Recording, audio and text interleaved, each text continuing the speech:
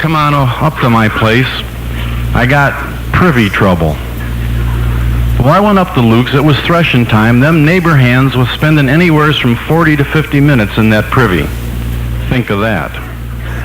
I said, Luke, you have got privy trouble. I positioned myself behind the honeysuckle there where I could see his whole operation.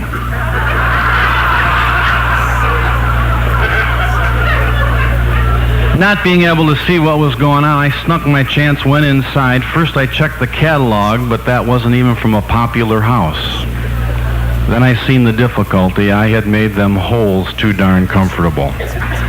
Reached into my toolbox, took out my scroll saw, and I cornered them seats off real good. Then I took out my rasping file and I slivered them up front and back.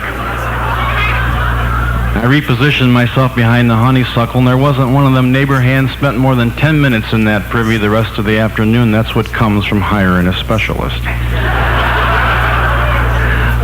Wasn't long after that, and Elmer Ridgway comes over to my place, and he says, Lem, I've been thinking about rebuilding over at the Robinsons' place. I wish you'd come over and give me an estimate. I says, Elmer, you come to the right man. As soon as I get the roof on this two-holer I'm doing for the sheriff, I'll be right over.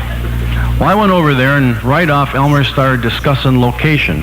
He was all for putting her under a big northern spy apple tree alongside a jagged path. I said, Elmer, I wouldn't do that if I were you, and I'll tell you why. I said, first off, it ain't a good idea to put her under that apple tree. Elmer, there ain't a sound in nature more disconcerting than the sound of apples dropping on the roof of a privy. Now, as for that path, that soil there ain't adapted to absorbing moisture. During the rainy season, she's liable to get mighty slick. Take your granddad, for instance, going back and forth there. That's his favorite recreation. He's liable to be out there in the rain some night with his long johns kind of flapping around his legs. You're liable to find him next morning skittered off one of them curbs and wound up in the corn crib. Now, I said if I were you, I'd put it in a straight line from the house. And if it's all the same, Elmer, I'd put her next to the wood pile. And I'll tell you why.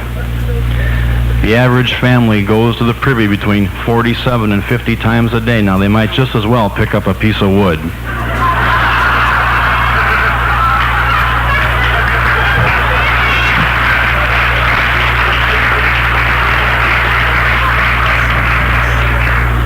Elmer, some days you've got that wood box filled by noon, and that's a savings in time. And now, as to the digging of her, I says, I dig her deep and I dig her wide.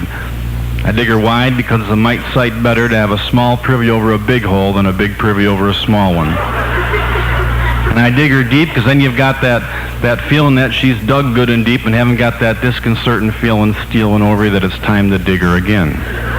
As to the construction, I says, I can give you beams or I can give you joists. Now, beams cost more, Elmer, but they're worth it. You might say a beam will last forever. Take that Uncle Joe of yours, he ain't getting any lighter. He's liable to be sitting on one of them joists, and if them joists were to give way, well, there he'd be, catched. And take that Oddfellows picnic you got going in the fall, Elmer. Them boys, they get to playing euchre, drinking Applejack, and carrying on. There's liable to be 5 or 6 of them in there at one time, and Elmer, there ain't nothing breaks up an Oddfellows picnic like a digging party. I say beams, Elmer, and rest secure. Well, we started talking about the roof, and I says, Elmer, I can give you a pitched roof or I can give you a lean-to.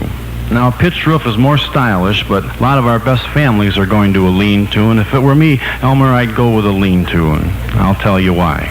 A lean-to, Elmer, has 2 less corners for them wasps to build their nests in. And there ain't nothing worse than sitting there on a hot August afternoon with them wasps buzzing around your head while you're trying to do a little bit of reading, figuring, or maybe working on the crop rotation for next spring. Elmer, he went with the lean-to.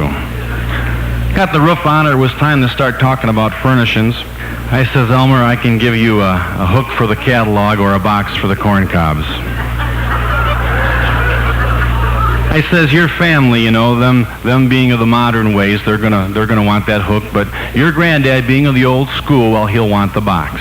I says, Elmer, we could spend waste a lot of time arguing back and forth about this, but I think in this case I'll give you both the hook and the box at no extra charge in order to keep peace among the relatives. I says, Elmer, while we're talking about furnishings, a question was put to me the other day. The question was of a technical nature, so I took her under consideration. The question was, how long will the Sears Roebuck catalog last in the standard 8-family 3-holer?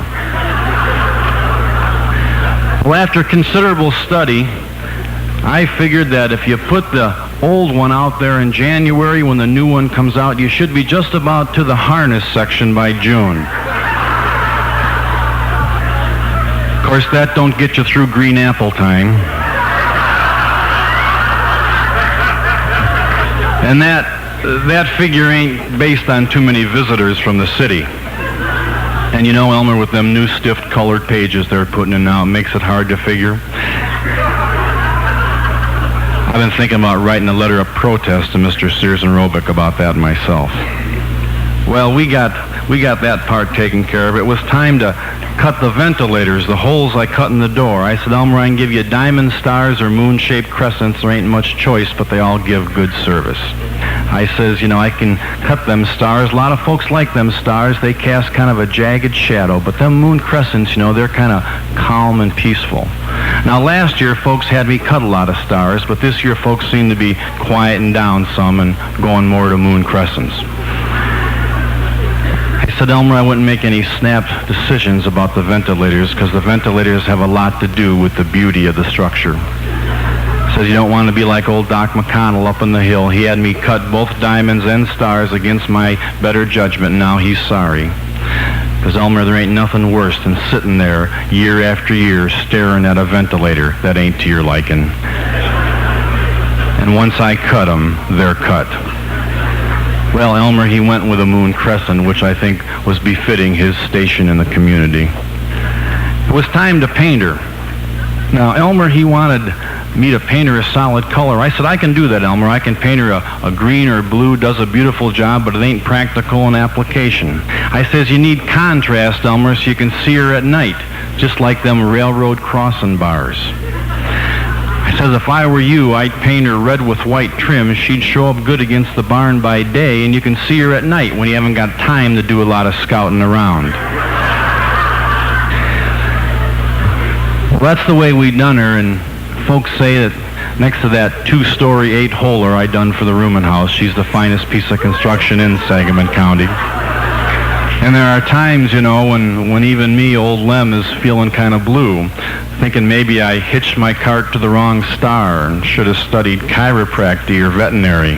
When I'm feeling like that, I just pack the missus and the kids in the old Buick, and we head out to Elmer's, planning to arrive about sunset. I parks the car there on the high ground on the gravel road and slip the old Buick in the Mutual, and we sit and admire that privy. There she sits all aglow in the setting sun next to the wood pile. She's got them morning glories climbing up her side. I can hear Elmer's dog barking up the lane, bringing the cows up for milking time, and that slow, rusty squeak of the windmill pumping away each day just like me. And I get a mighty restful feeling inside, and I know I done right by specializing.